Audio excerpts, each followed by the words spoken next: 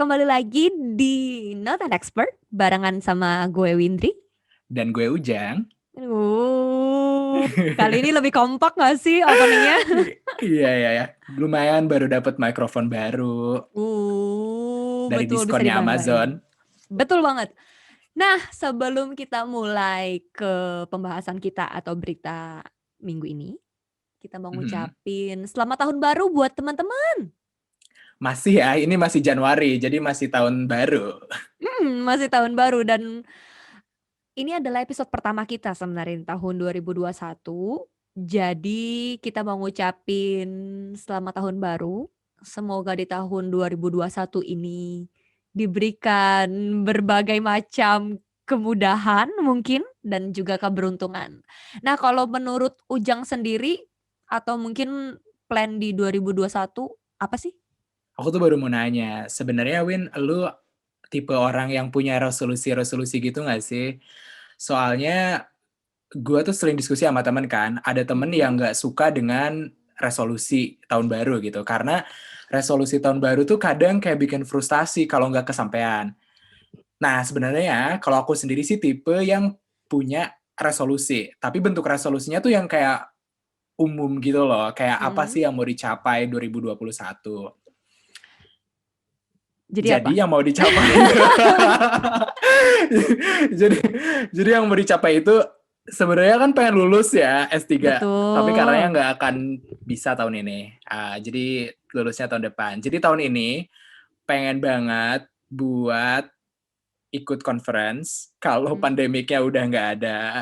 Jadi setidaknya bisa 2 ikut konferensi internasional dan bisa presentasi hasil riset. Uh, tapi itu adalah Kalau mimpi yang bagus gitu loh. Maksudnya kan kita nggak ada yang tahu COVID itu keadaannya bagaimana, atau mungkin ada aja conference online. Who iya, knows? ini menarik banget sih. Sebenarnya conference online udah banyak kan, cuman kayak rasanya beda gitu nggak sih, Win? Kayak Kurang ngobrol greget sama ya. kamera. Heeh. Dan audience kadang tuh kalau misalnya ada audience itu kayak ngemompa kita untuk lebih gimana Iya, gitu. makanya kayak aku tuh kalau meeting biasanya minta orang-orang buat kameranya dinyalain dong, biar kayak nggak Mm-mm. ngomong sama kamera gitu. Tapi itu emang suka dukanya nggak sih? Iya, kalau Windri sendiri gimana? Tahun 2021 ada resolusi gede gitu nggak sih? Yang pasti bener lulus. Karena master di sini kan 1 tahun ya, jadi Mm-mm. bisa dibilang itu sebenarnya resolusi paling besar di tahun ini, goal paling Mm-mm. besar. Kalau misalnya mau lulus, Mm-mm. terus bisa dapat kerjaan sesuai dengan bidang, which is tetap di social development dan di Gila, aktivis. gila, gila, gila. Yep. Dan aku pribadi sih sebenarnya nggak suka sama kata resolusi ya, karena kalau buat aku tuh Benar. resolusi itu kadang kedengarannya agak-agak bullshit nggak sih? Iya banget, iya banget. Iya karena banyak banget teman-teman gue pribadi tuh ngomong misalnya kayak resolusi 2021 mau nikah gitu. Nggak Mm-mm. nikah-nikah tuh 10 Frustasi tahun gitu nggak mungkin. sih? Iya dan akhirnya tuh jadi bebani banget. Padahal kan dengan gimana ya 2021 ini kan apalagi COVID itu keadaan nggak bisa ditebak nggak sih? Iya banget. Jadi lebih baik kayak ya udah yang gedenya aja sih mau ngapain gitu ya. Iya, Nggak usah ada tapi itu kan resolusi-resolusi. tapi itu kan dari kita berdua. Ya mungkin aja Hmm, teman-teman punya resolusi dan tercapai mungkin di bener 2020. banget. Heeh. Jadi Kayak, sebenarnya disesuaikan aja sih dengan ya keadaan orangnya. kayak temenku sih suka ada yang bikin bucket list gitu loh. Kayak Hmm. list apa aja sih yang mau dicapai pada tahun itu. Dan emang dia kecapean sih. Wow. Tapi butuh tekad banget sih kalau misalnya emang mau mencapai sesuatu yang kayak gitu ya. Mm-mm. Nah, by the way anyway, Busway.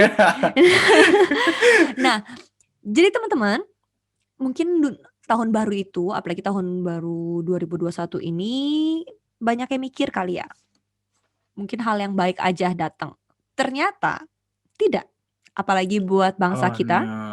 Kita dilanda berbagai macam bencana, mulai dari Mm-mm. alam ataupun kelalaian sosial.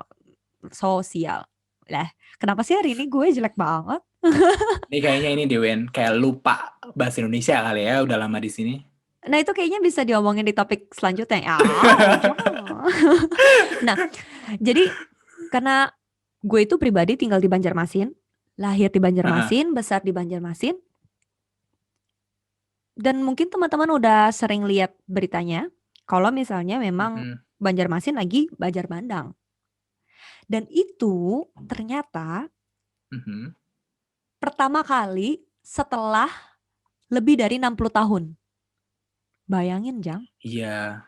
Jadi lu di sana sebenarnya nggak pernah ada banjir segede gitu ya? Gak pernah, dan itu jadi kebanggaan gue sih sebagai warga Oh, lu bangga sih Banjarmasin. sama banjir? Ih, Hey. enggak. Jadi bangga banget. Maksudnya kalau tiap kali orang nanya kan, di Jawa kan ada gempa bumi, ada macam-macam gitu. Apalagi waktu gue sekolah di Jakarta, masih undergraduate di Jakarta, itu selalu denger temen-temen tuh ngomong kayak, aduh banjir nih, aduh tiap bulan banjir. Apalagi kalau misalnya musim hujan gitu kan, hampir tiap hari. Terus gue kayak, oh di Banjar tuh nggak pernah, Oh, lu di dulu Banjar tuh menyombongkan aman banget. diri gitu ya? Jadi emang sombong banget gitu.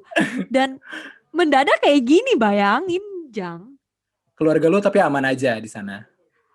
Oke, jadi sampai detik ini banjirnya belum surut, which is Oh sudah my hampir god. 1 minggu lebih, karena nggak ada solusi. Jadi Mhm, penyebab banjir bandang di Banjarmasin itu sebenarnya ada 3. mhm, Pertama, karena damnya terlalu penuh. mhm, Jadi otomatis kan harus dikeluarin sedikit tuh airnya. mhm. Nah, biasanya nggak apa-apa. Tapi tahun ini curah hujannya juga terlalu tinggi. Alhasil ya genang lah gitu. Terus Mhm, laut pasang, sungai pasang, mhm. plus nggak ada hutan lagi. Nah, itu sih yang sebenarnya gue tuh penasaran banget. Karena Mm-mm. kan dibilangnya ini banjir bandang, gede. Padahal kalau gue lihat di berita lain, sebenarnya di Kalimantan itu hutannya udah mulai menyusut gitu. Maksudnya banyak ditebangin karena buat mining atau ke kelapa sawit. Itu bener nggak sih, Win? Bener banget. Jadi sebenarnya pertambangan-pertambangan atau apapun yang lu ngomongin itu tuh deket deket banget sama rumah gue. Jadi paling kayak cuma 2 jam nggak sampai gitu kan, Mhm, sampai rumah. Dan gue sendiri tuh ngeliat banget dari waktu gue masih kecil, apa-apa gitu kan, ya udah sisa ke kebun, metik-metik mhm, ini, terus bisa makan. Terus kalau mhm, misalnya butuh misalnya duren, ya mhm, udah jalan aja naik mobil 2 jam pergi ke hutan paling deket, tanya sama warga lokal, mhm, bayarnya murah banget, udah dapat segalon gitu. mhm. Dan Lu sekarang mhm, hutannya udah mulai nggak ada, alhasil penyerapan airnya kemana gitu. Nah, mhm, makanya dengan adanya curah hujan yang tinggi karena global warming, mhm. belum lagi karena hutannya itu makin nyusut, dan mungkin teman-teman nggak tahu bahwa ternyata hutan di Kalimantan itu adalah hutan paling besar Itu kan paru-paru untuk, dunia ya. ya, tapi kategorinya bukan. Jadi kalau kategorinya misalnya masuk ke, kalau Amazon gitu kan, hutannya Mhm, gede-gede. mhm, Pohonnya gede-gede, diameternya tuh gede banget. Karena itu sebutannya memang ancient forest. Nah, kalau mhm. kita sebutannya ancient rainforest. Jadi Oke. volume kayunya sendiri itu pasti lebih kecil, dan dibilang rimbun banget sampai nggak kelihatan matahari gitu enggak. Mhm, Tapi tetap aja ancient forest. mhm, Jadi bayangin aja, ketika paru-paru dunia cabang ancient forest itu mhm. ditebang, bahkan sekarang cuma 1/8 kalau dibandingin sama 1945. Nah, ini kan masalahnya kompleks ya, Win, kayak Mhm, hutan pada ditebang, kemudian karena climate change juga. betul. Itu sebenarnya ada hubungannya nggak sih dengan awareness masyarakat terhadap kebenaran adanya climate change gitu? Atau mungkin masyarakat tuh nggak percaya gitu dengan adanya, "Ah, nggak ada nih climate change, itu kan cuman hoax belaka," gitu, nggak percaya itu akal-akalannya saintis gitu. Nah, itu sebenarnya yang gue pribadi sebagai aktivis itu mikir adalah hal yang baik. Karena pertama kali ketika misalnya gue ngomong sama nyokap gue gitu, "Aduh mah, janganlah pakai plastik, soalnya kan Mhm, sampah plastik udah banyak." Terus nyokap gue selalu ngomong kayak, apaan sih climate change tuh nggak ada tahu, itu akal-akalan doang. Bahkan Hmm, orang tua gue ngomong kayak gitu, bayangin ketika itu kan sampel yang paling kecil ya. Terus kalau mhm, misalnya gue ngomong sama bibi-bibi pasar gitu, mhm, udah nggak apa-apa saya bawa kotak sendiri buat ayam gitu. Mereka pada mhm, ketawa kayak ngapain sih lo pakai plastik aja. Nah, mmm, dengan adanya akumulasi itu, akhirnya orang kan tiap kali misalnya ada kampanye gitu global warming apa segala, mereka kayak enggak kok, toh kita masih nggak ada apa-apa. Sekali mhm, kena banjir baru kapok. baru Kata orang kapok. tuh kayak anak kecil tuh harus jatuh dulu baru ngerasain sakit gitu loh. Tapi Win, masih ada sampai sekarang kayak nggak percaya kalau misalnya bencana alam tuh gara-gara climate change. Banyak yang Iya masih betul percaya banget. karena banyak yang percaya kayak ini kan Indonesia kena bencana karena banyak dosa yang ditimbulkan gitu. Kayak misalnya Waduh. banyak mabok-mabokan, prostitusi dibiarkan, atau homoseksual banyak gitu. Jadi Mhm. makanya kayak bencana banyak. Dan masih ada Nah orang yang yang mikir kayak gitu. lucu lagi tuh sebenarnya kalau menurut gue kayak gini, kita itu sudah diperingati alam, nggak Mhm, cuma alam, tapi kita sudah juga diperingati oleh data-data saintis. Tapi kenapa mhm. kitanya bebel banget sih gitu loh. Itu yang Nah gue itu mikir sih. nyambung ke topik kita nih Wen. Oh Sebenarnya iya. masyarakat tuh siap gak sih dengan kemajuan teknologi yang ada? Karena Mhm, kan teknologi itu sebenarnya nyata dan mhm, memang berguna untuk kehidupan masyarakat. Tapi betul. apakah masyarakat itu siap atau enggak sih dengan teknologi ini gitu? Dan apakah ini akan bertentangan dengan etika yang ada di masyarakat itu sendiri atau enggak gitu? Nah, kalau ngomongin soal udah kayak gini, kayaknya siap nggak siap kita harus siap deh. Yuk langsung lanjut aja kita siapin diri untuk dengerin sebenarnya topik apa sih yang mau kita omongin. Karena Nah, topik yang mhm, pengen kita bicarakan hari ini adalah tentang antara etika dan rekayasa genetika. wow. Diulangin lagi coba etika. Etika dan rekayasa genetika. Wow, udah bisa kayak pantun loh. Kayak pantun ya? Enggak, kenapa sih gue angkat topik ini, Win? Mhm, Karena kan di episode sebelumnya kita bahas tentang kebebasan berpendapat ya, mhm, yang lebih ke social aspek. Sebenarnya sekarang kita akan bahas tentang dari sisi science, sebenarnya juga ada hubungan dengan social, yaitu yep, etika. Jadi sains itu nggak bisa dipisahkan dengan kehidupan sosial gitu. betul. Nah, juga itu berhubungan dengan topik sekolah gue sekarang yang berhubungan Mhm. dengan membuat jantung buatan di luar dan mengedit jantung itu yang untuk buat kebutuhan masyarakat.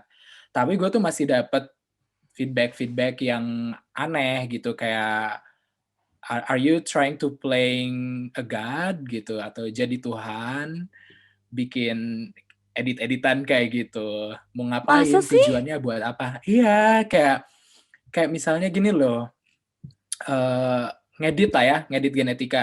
Itu bakalan ngerubah tatanan sosial kehidupan masyarakat nggak sih, kalau kamu ngedit-ngedit kayak gitu? Atau misalnya kayak ngeubah masyarakat itu sendiri. Bahkan ada orang yang masih nggak percaya dengan bayi tabung, gitu. Karena, Hah? ya bayi tabung itu kan sebenarnya nggak alami ya, kalau kita Heeh, lihat.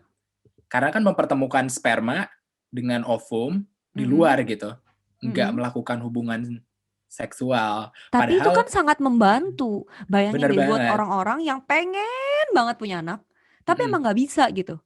mhm. Dan Kan kalau satu menurut gue sisi sih sebenarnya sebenarnya heeh, satu sisi kan itu sebenarnya ngebantu pasangan banget ya, tapi dari mhm, sisi lain kayak itu kan sebenarnya rekayasa biologis ya, iya nggak betul. melakukan hubungan Tapi kalau menurut gue seksual. itu kan gimana ya, teknologi yang baik, yang memang faedahnya teknologi itu adalah membantu kita supaya hidup lebih baik, ya nggak sih? Tapi itu, karena kan semua teknologi sebenarnya buat kehidupan yang lebih baik, tapi tadi, apakah masyarakat kita itu siap dengan kemajuan teknologi yang ada dan dengan pola pikir yang masih mikir, "Oh ini kan bertentangan dengan etika," atau misalnya nggak cocok dengan kehidupan masyarakat. Taruh contohnya adalah teori evolusi ya, yang paling gampang. Yap, Teori evolusi itu kan sebenarnya ya memang hanya sebuah teori gitu. Tapi kalau mhm, kita lihat bukti-buktinya kan udah banyak kayak penemuan fosil, bahkan Indonesia jadi sumbernya itu sendiri. Tapi banyak masyarakat yang menganggap bahwa teori evolusi itu adalah bohong gitu, atau Darwin itu adalah sebenarnya pembohong dan teori evolusi itu sebenarnya nggak ada. Padahal kalau kita pelajari evolusi lebih detail, itu Mhm. banyak banget manfaat yang didapatkan. Misalnya ada orang yang memanfaatkan evolusi untuk membuat enzim. Jadi si Oh. si orang itu tuh yang dapat Nobel Prize, Heeh. profesor tersebut merekayasa protein sehingga dia itu akan berevolusi dan membuat proses enzimatik itu jadi lebih cepat. Jadi proses reaksinya cepat gitu. Dan itu terinspirasi dari evolusi gitu. Wow. Jadi sebenarnya tuh satu teori, apalagi teori sains itu nggak cuma ngomongin soal sains doang ya. Mhm. Ternyata malah menginspirasi karya-karya selanjutnya yang mungkin aja tidak berhubungan dengan teori itu sendiri, iya nggak sih? Bener banget bener banget. Jadi kayak misalnya teknologi gene editing aja ya, Mhm, CRISPR-Cas9 yang mhm, terkenal, yang beritanya di Cina itu sampai merekayasa bayi supaya anti HIV, itu mhm, kan sebenarnya inspirasi dari virus, yang si virus itu bakteri, yang bakteri itu bisa resisten terhadap virus. Jadi dia punya cara gimana si virus itu nggak bisa menginfeksi dirinya. Nah, saintis ini mencari cara atau mencari teori ya mhm. dibuktikan secara eksperimen kenapa sih sebenarnya bakteri ini bisa ngebunuh virus supaya virus itu nggak masuk. Nah, ternyata bisa kita manfaatkan untuk manusia gitu. Untuk ngeedit genom manusia supaya menghilangkan genom-genom yang emang menimbulkan penyakit, atau misalnya ngedit tanaman supaya tanamannya itu lama busuknya, dan Mhm. lain sebagainya gitu. Mmm, nah ini mungkin satu info yang baru juga bukan cuma buat gue, tapi juga buat teman-teman yang ngedenger karena setahu gue tuh ya science, ya udah science aja gitu loh. Dan Mhm. bahkan beberapa ilmu sains itu kan cuma di sekolah aja, setelah kita lepas sekolah ya orang mikirnya, "Ngapain sih lu masih belajar begitu-gituan?" Gitu. Sebenarnya itu simpel sih, kayak banyak hal-hal yang terinspirasi dari kehidupan sehari-hari, Mhm, yang dicari tahu, apa ya, asal-usulnya gitu ya, mhm, kenapa fenomena alam itu terjadi, kita bisa telusuri, dan mhm. kita bisa manfaatkan untuk kehidupan kita sendiri gitu, kehidupan manusia. Mmm. Nah, tapi Esensi kalau sains kan menurut sebenarnya itu ya. iya, tapi kalau menurut Ujang sendiri, apa sih kendala paling besar sampai di Indonesia tuh halangannya kok berat banget gitu? Lebihnya sih kayak ke ya dana lah ya, dana lah yang paling Mhm, penting. Karena kan dana mhm, riset, kalau kita bandingkan antara riset di dunia-dunia barat, di Eropa atau negara-negara kaya lain kan, biaya riset kan sangat tinggi ya. Jadi mhm, alokasi untuk para researcher-nya itu juga banyak gitu, banyak mhm, project-project, basic science yang bisa mhm. kita manfaatkan untuk kehidupan. Sedangkan di Indonesia dananya kecil gitu. Tapi itu juga Oke. bisa, ya itu alasan, tapi kan bisa kita overcome ya dengan Mhm. cari dana dari luar. Sebenarnya yang paling penting lagi itu adalah mentality dari orang-orangnya ya. Apakah Aduh, ya kalau udah itu dia. ngomongin mentality sedih. Jadi, di Indonesia sendiri sih menurutku kayak sains itu masih dilihat sebagai kayak momok sekolah aja gitu, kayak udah di Mhm, sekolah dipelajarin dengan rumus-rumus, padahal sebenarnya banyak hal-hal yang bisa dimanfaatkan gitu. nah tapi kalau menurut Ujang sendiri, Mhm, dari pemaparan Ujang tadi, apakah kira-kira ini pendapat pribadi ya, mhm, kan apakah nggak apa-apa, kira-kira di sini itu kan make bebas sense bicara nggak ya. sih? Betul, karena kita punya hak berkebebasan dan kita udah ngomongin itu di episode Episode sebelumnya. sebelumnya. Yes. Nah kalau menurut Ujang sendiri, selain dari kita ngomong, itu kan idenya bagus ya. Mhm, Science itu bisa nggak sih berkembang di Indonesia? Sebagai dasar ilmu atau mungkin mhm, kayak let's say kita di UK lah gitu, orang belajar fisika tuh mhm. bangga gitu. Sedangkan kalau misalnya di Indonesia S1 fisika tuh orang kayak, "Ngapain?" Gitu. Ya kan? Maksudnya ada perbedaan yang Sebenarnya wow. sebenarnya Nah tapi sama kalau sih. menurut Ujang gimana?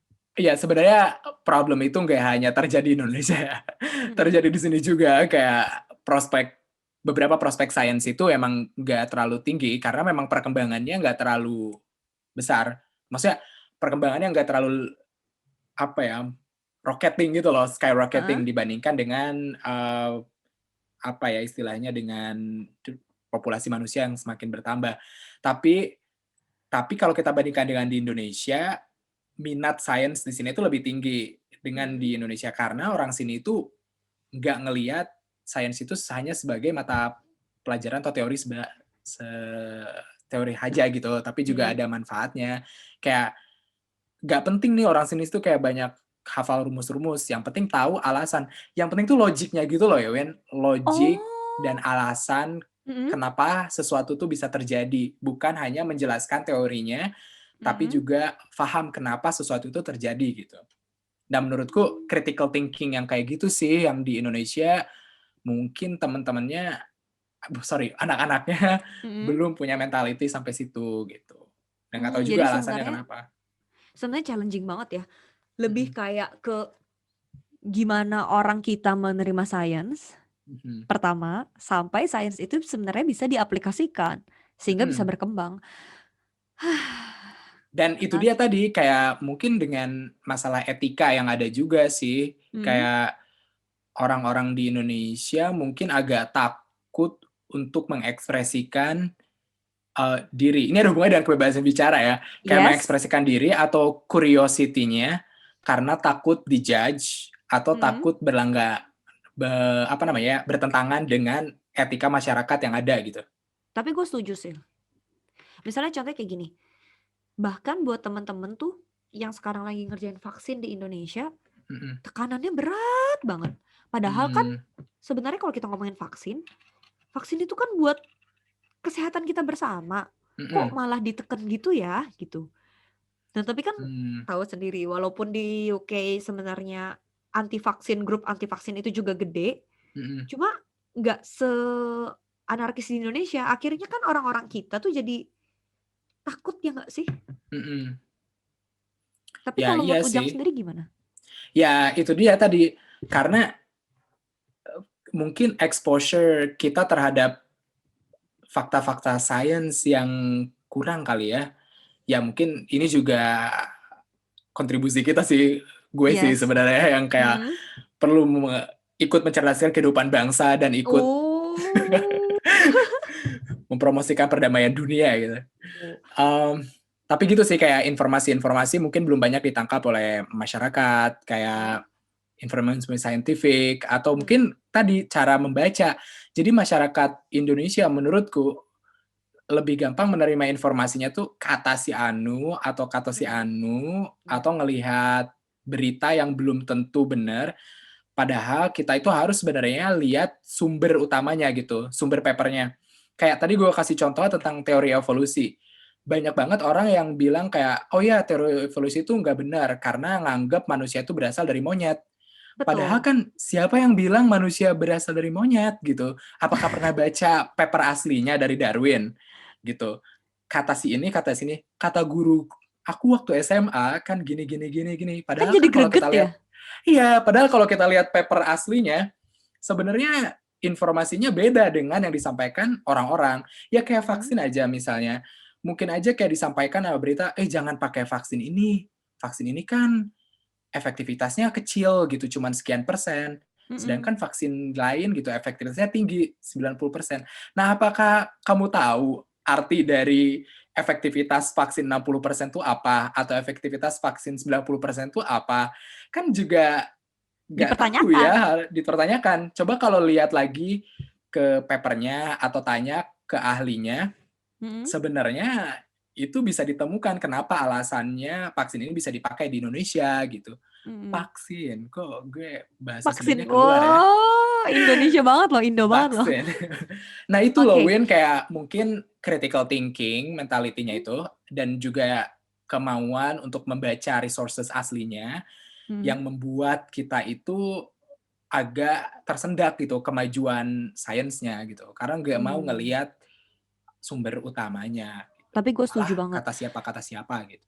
Iya, jadi kebanyakan karena kita kan communal base ya. Jadi Mhm, akhirnya tuh kepercayaan sama masyarakatnya tuh kayaknya percaya banget. Misalnya kayak tante, mmm, om ngomong gitu, cenderung lebih percaya daripada apa yang kita lihat dan apa yang kita dengar sendiri dari misalnya kayak buku-buku pengetahuan atau mhm. podcast-podcast gitu.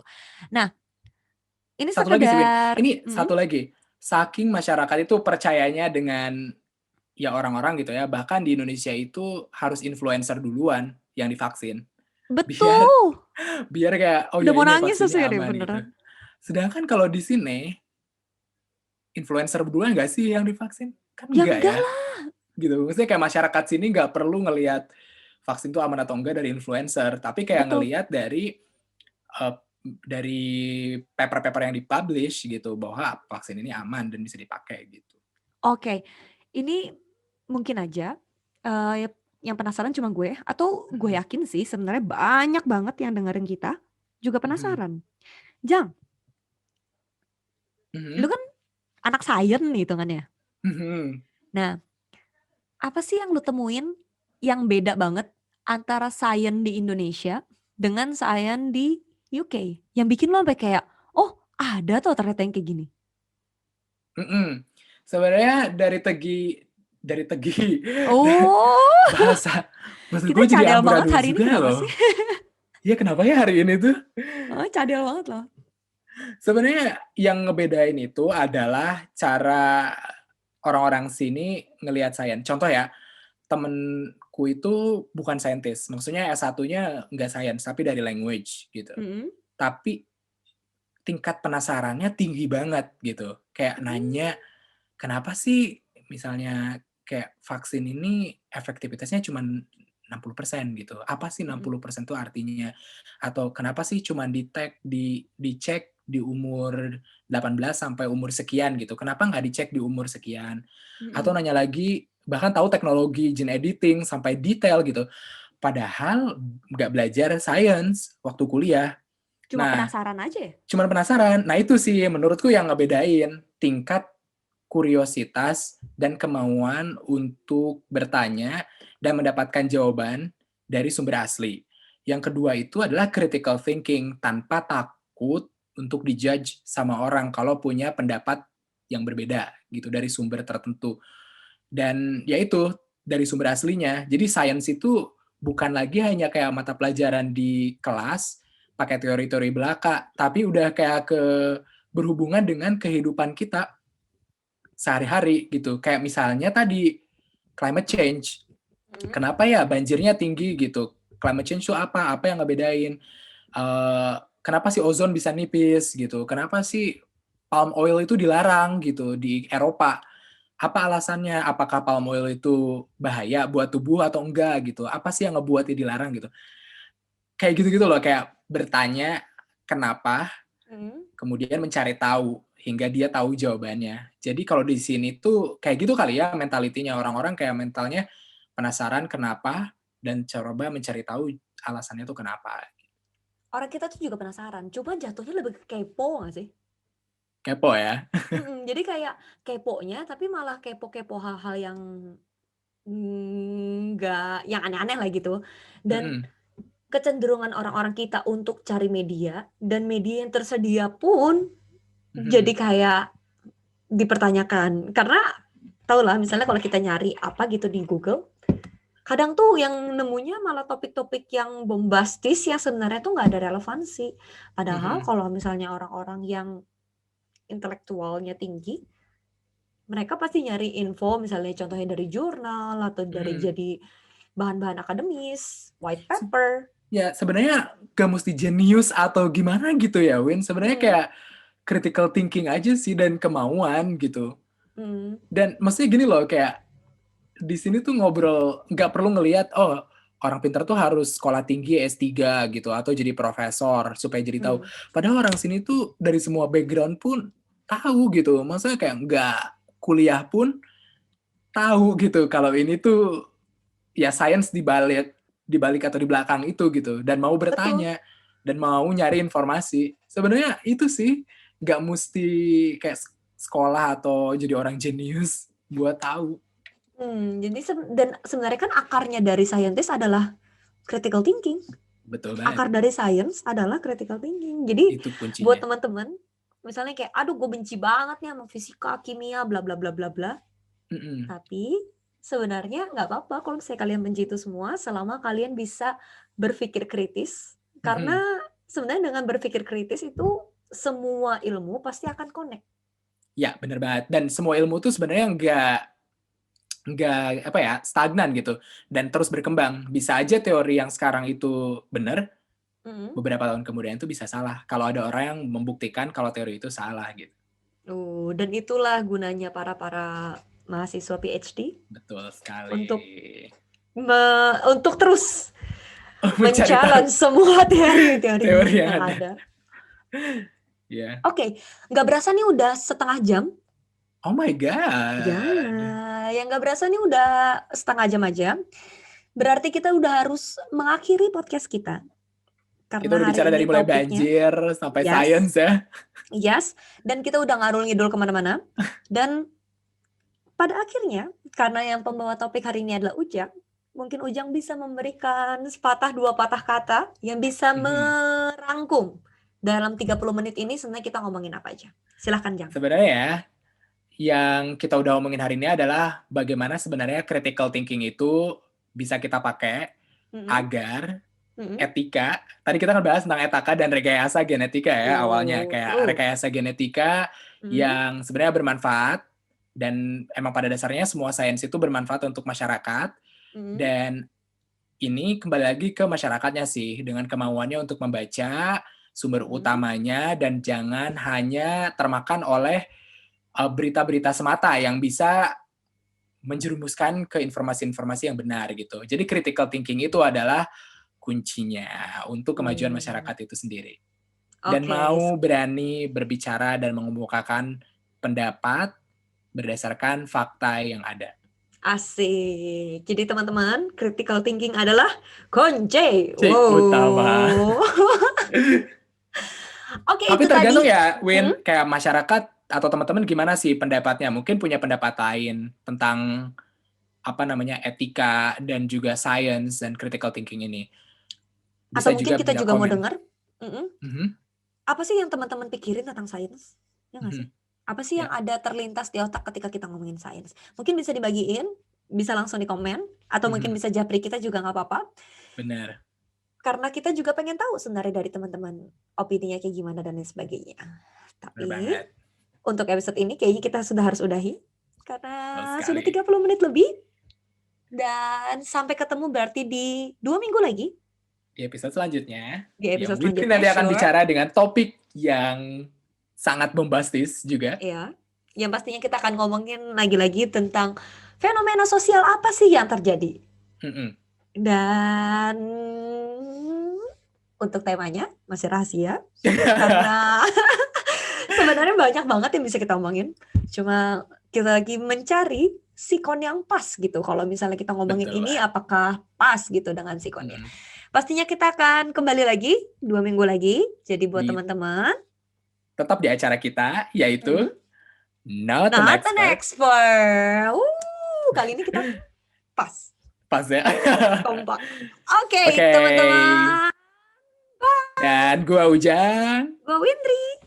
sampai jumpa di 2 minggu lagi. Bye. Bye.